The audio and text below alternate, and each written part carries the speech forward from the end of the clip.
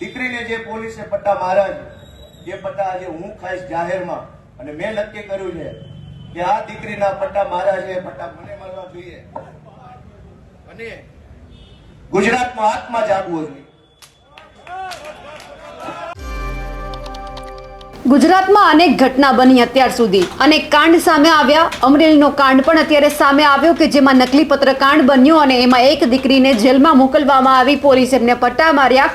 એટલે એમને જે ન્યાય અપાવવા માટે અલગ અલગ નેતાઓ મેદાનમાં હતા, એમાં ખાસ કરીને ગોપાલ ઇટાલિયા, જેની ઠુમર, પ્રતાપ દુધાત, આ બધા જ નેતાઓ મેદાનમાં હતા એક દીકરીને ન્યાય અપાવવા માટે। તેમ છતાં દીકરીને ન્યાય હજુ સુધી જેવો જોઈએ એવો મળ્યો નથી। એટલે દીકરીને ન્યાય અપાવવા અને ખાસ કરીને દીકરીની માફી માંગવા માટે અત્યારે ગોપાલ ઇટાલિયા મેદાનમાં આવ્યા છે।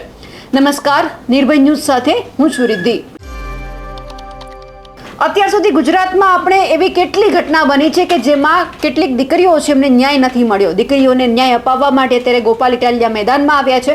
સુરતની અંદર એક જનસભાનું આયોજન હતું અને આ જ જનસભાની અંદર ગોપાલ ઇટાલિયાએ પાટીદાર સમાજ અને તમામ દીકરીઓની માફી માંગી છે અને તેઓ કહી રહ્યા છે કે મેં ન્યાય અપાવવા માટેનો પ્રયત્ન કર્યો, પરંતુ જેમને હજુ સુધી ન્યાય નથી મળ્યો એ તમામ મને માફ કરી દે। અને જે રીતે અમરેલીની જે આ પાયલ ગોટી છે એ કહી રહી છે કે પોલીસે એમને 6 પટ્ટા માર્યા છે, એટલે જે ગોપાલ ઇટાલિયા છે એવું કહી રહ્યા છે કે આ દીકરીએ 6 પટ્ટા ખાધા છે, હું એમને ન્યાય નથી અપાવી શક્યો, એટલે હું પણ જાહેરમાં 6 પટ્ટા મારી જાતને મારું છું। જે રીતે અત્યારે ગોપાલ ઇટાલિયા ચર્ચામાં છે અને જે આખું અત્યારે આ કુતૂહલ સર્જાયું છે કે ગોપાલ ઇટાલિયા શું કરી રહ્યા છે તે પણ એક વિષય છે। સૌથી પહેલા તો ગોપાલ ઇટાલિયાને સાંભળી રહીએ, એમણે જે આ પટ્ટા બાબતે શું કહ્યું છે અને દરેક સમાજની દીકરીઓને તેમણે શું કહ્યું છે। બધાના ફોન રેકોર્ડ થાય છે એટલે કોઈની હારે ફોન ઉપર વાત ન કરતા એવું ભાજપ વાળા કે પોલીસ વાળા દીકરીને ધમકાવેલ છે। મારી પાસે રેકોર્ડિંગ છે, એમાં બોલે છે ફોનમાં હું નહીં બોલો, અમારું રેકોર્ડિંગ થતું હશે। કોને ધમકાવ્યો એવું દીકરીને રેકોર્ડિંગ થાય છે? બીજી ધમકી એવી મારી પાસે રેકોર્ડિંગ છે, અત્યારે બોલું ત્યારે દીકરી એમ કે છે કે જો દીકરીને ભાજપ વાળાએ એવી રીતે ધમકાવે કે જો તમે પોલીસ વિરુદ્ધ કાર્યવાહીની માંગણી કરશો તો કદાચ એક વખત એસપી સસ્પેન્ડ થઈ જશે, પણ પાછો આવશે પછી બહુ તકલીફ પડશે। દીકરીને આવું કહેવામાં આવ્યું કે પાછો આવશે પછી તકલીફ પડશે। દીકરીનો ભાઈ જીવે છે, દીકરીને કોઈ તકલીફ પડવા નહીં જોઈએ। કોની માએ હવા છે ખુદ ખાઈને જેને હોય મંત્રીને તો આવી જાય સામે। તમે એવી રીતે ધમકાવો છો કે એસપી પાછો આવશે તો આમ કરશે। એસપી ના બાપાના મંત્રીના બાપાના બાપા આપણે લડી લેવા તૈયાર।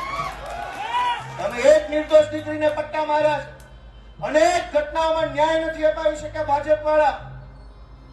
અમે લડ્યા, અમે ન્યાય નથી અપાવી શક્યા। મેં અનેક ઘટના ગણાવી, આવેદન પત્ર, નિવેદન, ધરણા, રેલી, સભા, સરઘસ, ન્યાય નહીં। ઘટના ચાહે બળાત્કારની હોય, ઘટના ચાહે લૂંટની હોય, ઘટના ચાહે મારામારીની હોય, વ્યાજ માફિયાના ત્રાસથી દવા પી જાય, લોકો આત્મહત્યા કરી જાય, ઘટના ચાહે કોઈ પણ હોય, ન્યાય નથી મળતો। અમે બહુ કોશિશ કરી, અમે પણ ન્યાય નથી અપાવી શક્યા। એની હું બધાની 2 હાથ જોડીને માફી માંગુ છું કે અમે નથી ન્યાય અપાવી શક્યા, એનો મને અફસોસ છે, હું માફી માંગુ છું। અને આ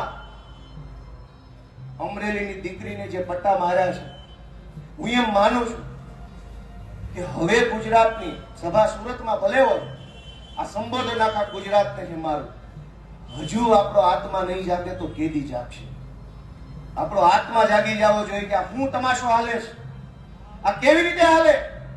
ગુંડાઓ, બુટલેગરો, માફિયાઓ, તોડબાજો, ડ્રગ્સ વાળા, દારૂ વાળા, રેતી વાળા બેફામ ફરે અને નિર્દોષ માણસને પોલીસ સ્ટેશનમાં મારે છે। અમે રજૂઆત લઈને જઈએ તો અમારા ઉપર એફઆઈઆર। એટલે મેં નક્કી કર્યું છે કે ગુજરાતનો આત્મા જગાડવાનો છે દોસ્તો, અને મેં નક્કી કર્યું છે કે અમે ન્યાય નથી અપાવી શક્યા દીકરીને, અને એટલે દીકરીને જે પોલીસે પટ્ટા માર્યા છે એ પટ્ટા આજે હું ખાઈશ જાહેરમાં, અને મેં નક્કી કર્યું છે કે આ દીકરીના પટ્ટા માર્યા છે એ પટ્ટા મને મળવા જોઈએ અને ગુજરાતનો આત્મા જાગવો જોઈએ।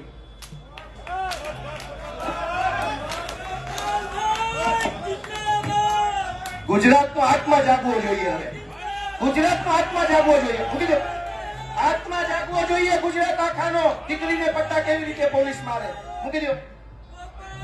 ગુજરાતનો દોસ્તો આત્મા જાગવો જોઈએ, આત્માની અંદર લાગવું જોઈએ. દીકરીને પોલીસ કેવી રીતે પટ્ટા મારી શકે દોસ્તો? આ સજા મને મળવી જોઈએ, આ સજા મને મળવી જોઈએ. જેણે દીકરીઓ, ગુજરાત આખાની દીકરીઓ પર અત્યાચાર કર્યા, સજા મને મળવી જોઈએ. દોસ્તો, અમે ન્યાય નથી અપાવી શક્યા એનો મને અફસોસ થાય છે.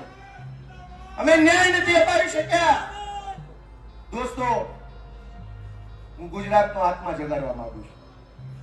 કોઈ અમને જિંદગીભર મત ન આપતા, અમને હરાવી દેજો, પણ દીકરીઓને ન્યાય અપાવવા માટે તમારા આત્મા જગાડો, તમારા આત્મા જગાડો.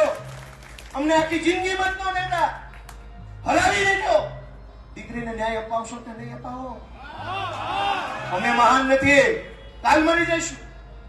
આ પાર્ટી ખતમ થઈ જાય, દીકરીઓની ઇજ્જત કોણ કરશે? અને આ એક દીકરીનો સવાલ નથી. ઝઘડિયામાં બળાત્કાર થયો, જસદણમાં બળાત્કાર થયો, દાહોદમાં બળાત્કાર, ચારો તરફ બળાત્કાર થાય છે. ગૃહમંત્રી મૌન, ભાજપના નેતા મૌન. ન્યાય માંગવા જઈએ, ન્યાય મળતો નથી. હવે સાચો ન્યાય ગુજરાતની આ જનતા કરી શકશે, એટલે ન્યાય માંગવા તમારી પાસે આવ્યા. એ ન્યાય કરો, ન્યાય કરો, તમે ન્યાય. ગોપાલ ઇટાલિયાના નિવેદનને લઈને આપનું શું કહેવું છે? કમેન્ટ કરીને ચોક્કસથી જણાવજો. સાથે જ અમારી નિર્ભય ન્યૂઝ ચેનલને લાઇક, શેર અને સબસ્ક્રાઇબ કરવાનું ભૂલશો નહીં. નમસ્કાર.